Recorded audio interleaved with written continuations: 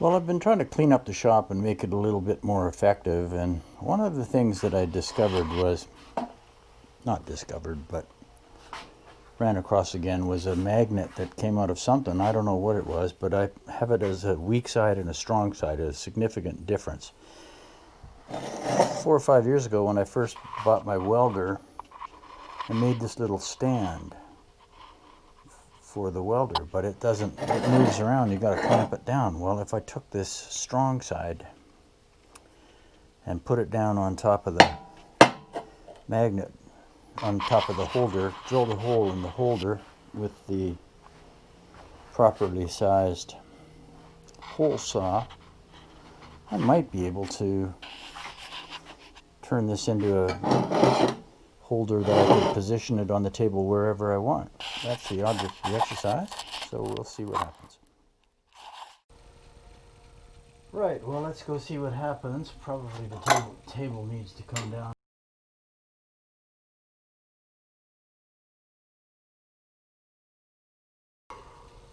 You might want to make a few modifications here with a clamp and a vacuum, so I'll be right back.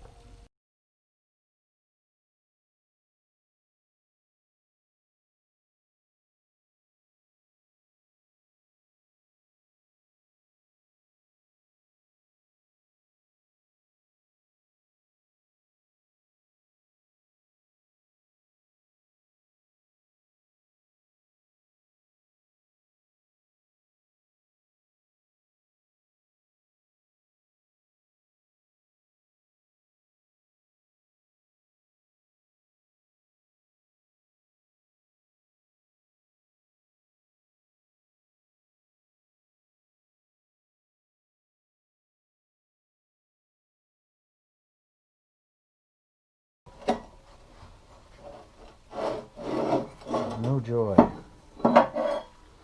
Still too far away. Well, okay, so we countersink it a little bit.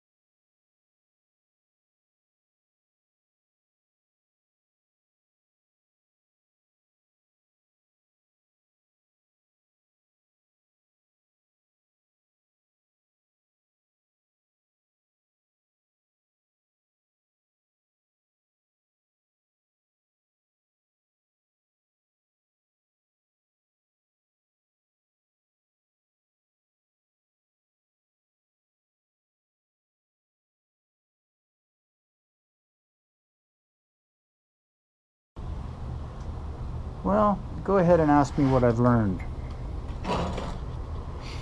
You don't beat a rare earth magnet with a hammer to put it into a piece of steel. That's just designed to fracture the rare earth magnet. But my little torch stand is much more secure on the table. I can still move it around, which is nice, but I have to put a little bit of energy into doing it.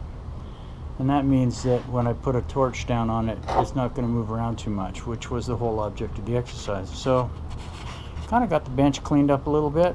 It's 5 o'clock. I got the batteries in that clock working the other day, which is kind of nice. Means I don't have to fumble around looking for my phone. And tomorrow I think I'm going to work on the sewing machine again and see if I can't do some pattern making. So, thanks for watching.